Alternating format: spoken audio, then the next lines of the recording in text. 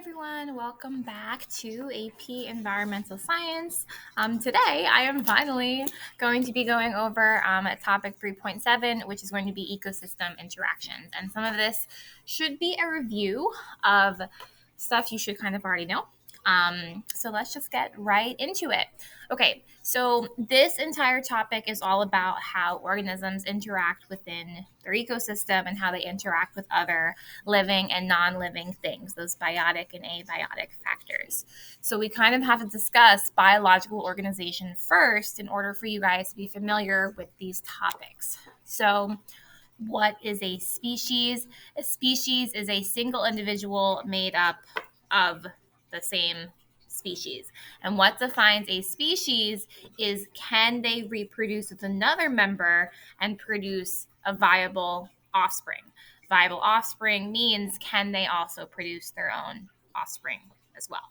Okay, so a species is made up of individuals that can interbreed and produce viable offspring. A population is a group of the same species living in a specific area. So, for example, we have deer populations all across New Jersey, and they live in different areas in New Jersey. They are all deer, they're all the same species, but made up of different populations that live in different regions. Okay.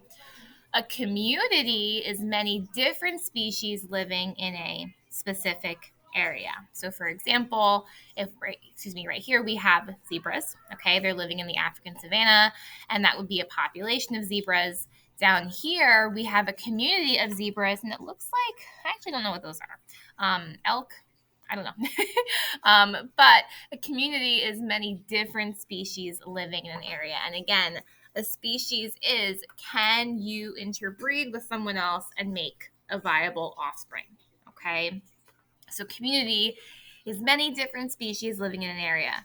Just like in New Brunswick, we have humans living here, we have cats, dogs, deer, so on and so forth. Okay, now thinking bigger. We have an ecosystem. An ecosystem is the many different species as well as the non-living environment. So non-living things can be like rocks, it can be nutrients, minerals, water, that sort of stuff. Okay.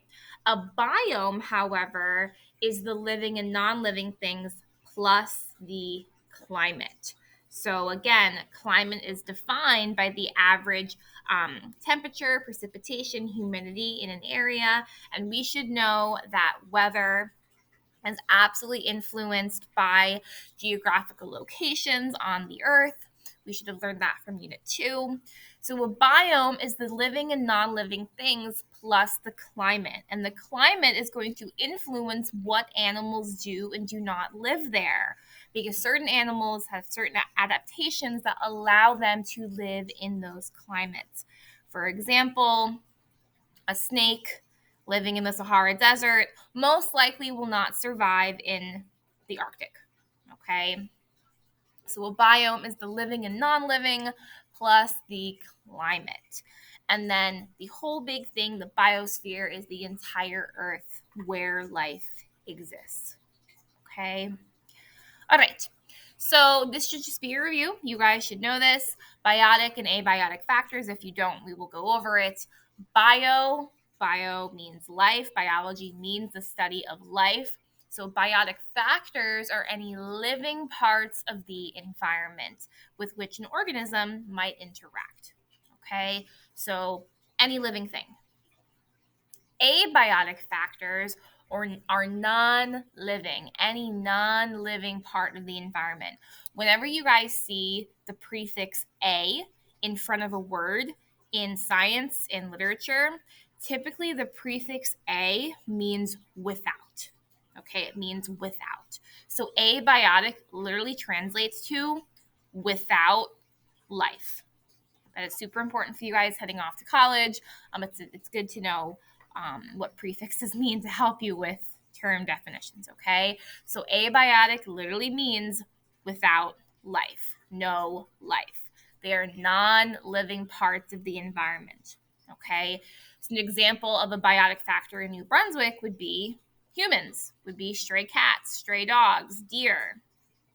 Abiotic factors would be rocks, cars, buildings, sunlight, temperature. Those are non-living factors, but they still influence and interact with the biotic factors.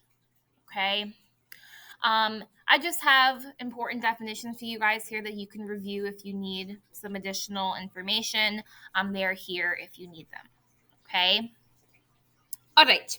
So I'm following along with you guys in my note packet. Okay. So now let's actually get into the ecological relationships that play out in ecosystems. So interactions among species are the threads in the fabric of ecological communities. Ecologists organize species interactions into several fundamental categories. I'm only going to give you guys three. There are more than three. If you guys have taken biology with Ms. Cabrera, you would know that there are several more than just these three. But AP Environmental is not a biology class. It's an environmental science class. So you're only going to be tested on these three.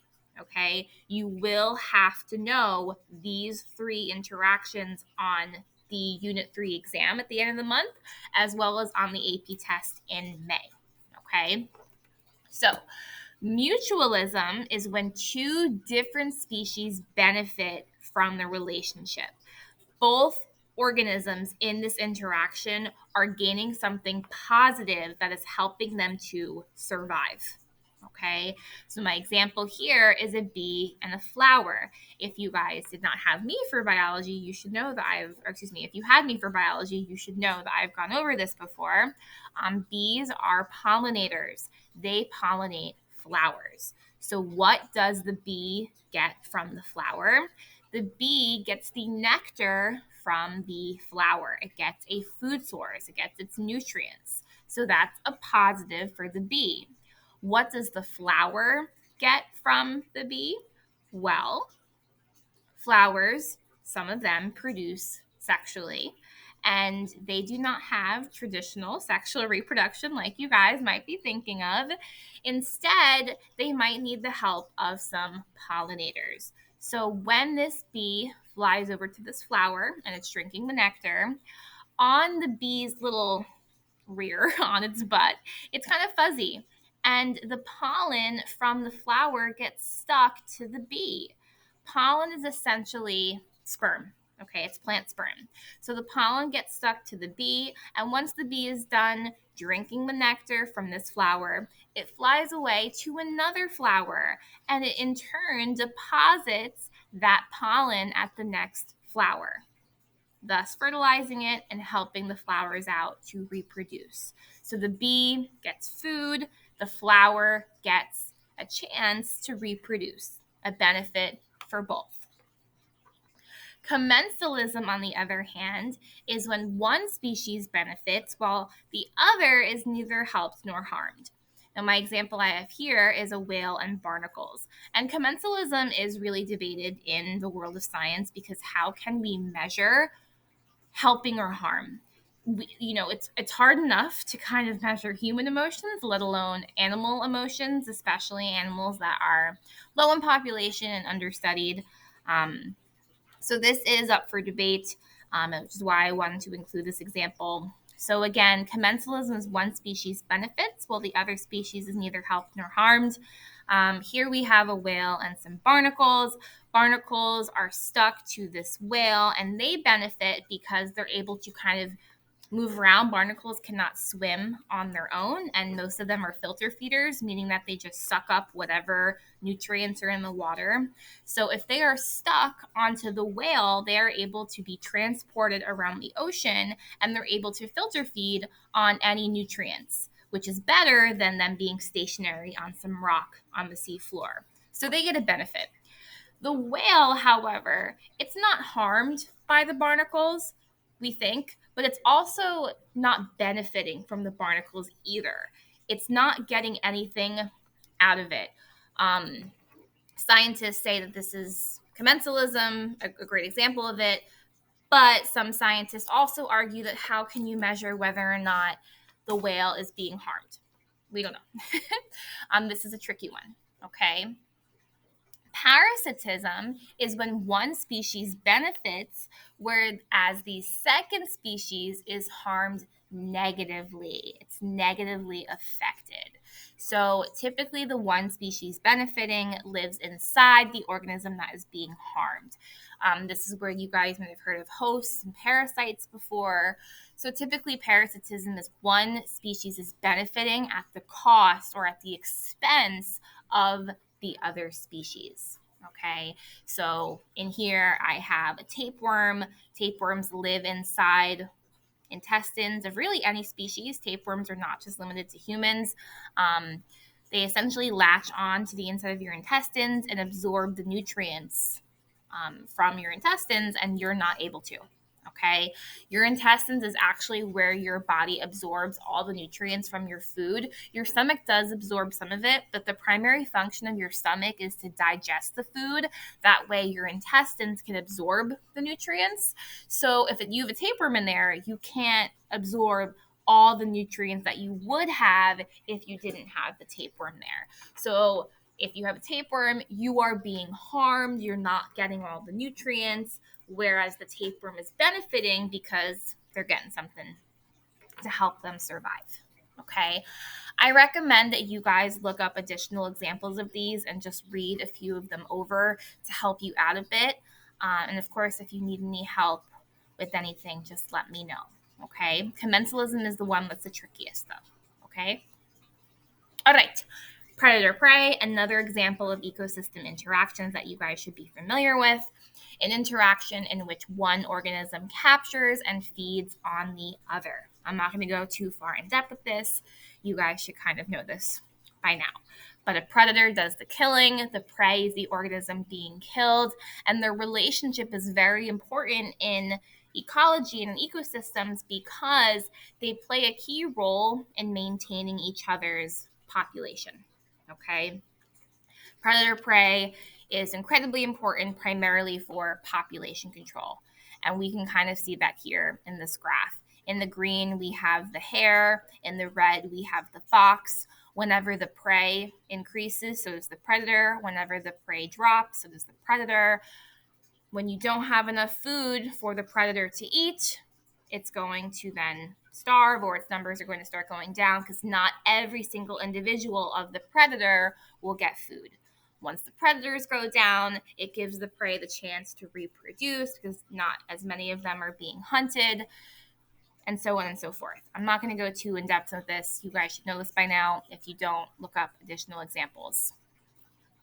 Okay, this is something that, again, you guys should be familiar with, but I'm going to now go more in depth with it.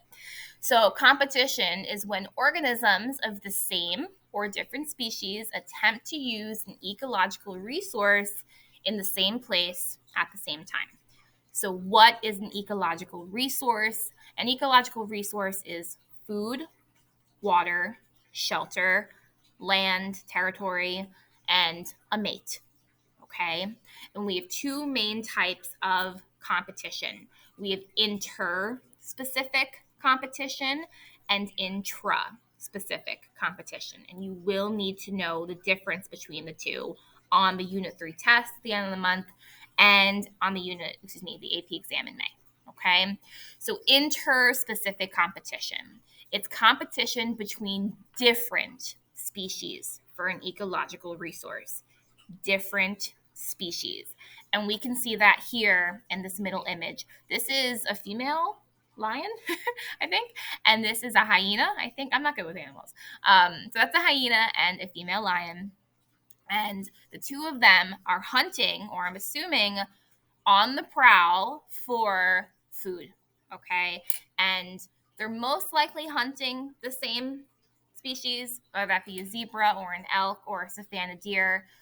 That's what they're hunting. So they're engaging in interspecific competition because they're two different species hunting for the same ecological resource. Okay? Inter is two different species competing for an ecological resource. And whether that could be land, territory, shelter, water, and food. Okay? Intra-specific competition is competition within the same species for an ecological resource. So here I have two examples of elk. Here, I don't know. And on the right, I have prairie dogs. So we can clearly see that they're eating some kind of vegetation, some grass. So they're in competition for food. That's intra-specific, the same species. And over here on the left with my elk, they use their antlers primarily to fight each other. And it's typically either for two things, mates or for territory. And, along with territory comes mates. So the only thing that inter-specific competition, the only ecological resource that inter-specific competition is not fighting over is a mate. Okay, because different species are not mating with different species. They're mating with the same species. So a little hint on a question on a test or the AP exam is, if it says that two species are fighting over a mate, what kind of competition is it? You should immediately go to intra-specific, because intra-specific is members of the same species. And same species are only going to be fighting over mates, along with the other ecological resources. But if it says mates, it's primarily going to be intra. Okay? If you guys have questions, let me know. I'll be here to help. Okay, so now we're almost done, which is great.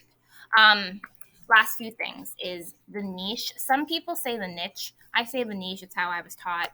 The niche is essentially what an organism does in its habitat, okay? And it's dependent on a few main things. One of them being an organism's ecological tolerance, which is the range of conditions that an organism is able to survive and reproduce. So it's the optimal temperature, pH, humidity that organisms can live in, okay? And it has a range, okay? It is based on a range. This is where we get into kind of discussions about climate change impacting populations of species and how they're able to survive and reproduce in their environment. Every single living thing on this earth, including humans, has an ecological tolerance. It's what we can and what we cannot tolerate, what we can and cannot handle.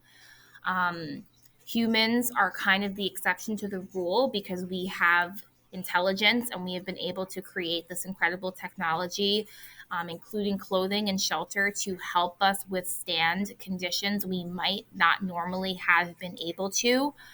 So I want you guys to primarily think about other organisms that live in the wild, not so much humans, because we've kind of surpassed the exception to this rule. So, for example, if you guys have, let's go with a Chihuahua, okay? A Chihuahua. Chihuahuas have short coats, they're very small, and they most likely will not be able to live in the Arctic, where, let's say, Siberian Huskies live. Why? They don't have the proper fur coating to keep them insulated and warm. So the Chihuahua's tolerance is going to be different than that of a Siberian Husky. They're both dogs, but different breeds of dogs. Even same thing with fish. Fish also have different tolerances of pH, of salinity, which is how much salt, and the temperature too. Once we start going past the range of ecological tolerance, that is when the organism begins to experience stress, and they're no longer able to function at optimal levels. And once they start experiencing too much stress, they unfortunately most likely will not survive. Their body cannot keep up with the demands that the environment is requiring of them. And if you guys took honors bio, you should have, even if you had bio with me, we should have learned about enzymes and how enzymes, which are, the things that keep your body going, they catalyze biological reactions. When enzymes are exposed to temperatures too high or too low, or pH is too high or too low, they stop working and your body shuts down without enzymes. Your DNA will physically denature, will break apart at temperatures too high or too low, or pH is too high or too low. So it's biological. If the habitat gets too hot, organisms physically cannot withstand the heat. Okay. So, a habitat, an area where an organism lives, including both biotic and abiotic factors, and it's based on its tolerance. Organisms will live in areas where they can live. If their habitats are destroyed, which is the primary cause for species extinction, they will have to move somewhere else. And if there's nowhere else suitable for them to live, unfortunately, their population will go down, and they might be in danger of extinction. Okay, this is why habitat destruction is the number one driver of species extinction. If they have nowhere to go, how are they going to live? How are they going to get the ecological resources they need to survive? If the only available places are outside of their tolerance, they will not be able to survive and reproduce. Okay, tip, write this down somewhere on your notes. AP exam questions for the FRQ love talking about tolerance and the niche. Okay. We'll get more into it when we get into our next unit on biodiversity, but this is something I recommend you guys review because FRQ questions love when you can discuss how human impacts influence an organism's ecological tolerance. So, for example, construction in an area might drive a species away from its natural habitat. It might be forced to live in an area that's outside of its ecological tolerance. It will not be able to survive and reproduce because it's experiencing stress. Thus, species might go extinct. That's a very abridged FRQ answer, but AP exam loves those questions. So the niche, the full range of physical and biological conditions in which an organism lives and the way in which the organism uses those conditions to survive and reproduce, essentially its role in the environment. Okay. All right. So there are two different kinds of species. No, there's more than just two different kinds, but we have generalist and specialist species.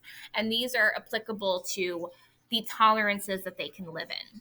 A generalist species can live in a broad niche. It can withstand a wide range of environmental conditions. It can have a pretty different temperature and pH difference to live. Okay. Examples are humans, cockroaches, especially, and mice. They're able to live in very cold nights, but also very warm days.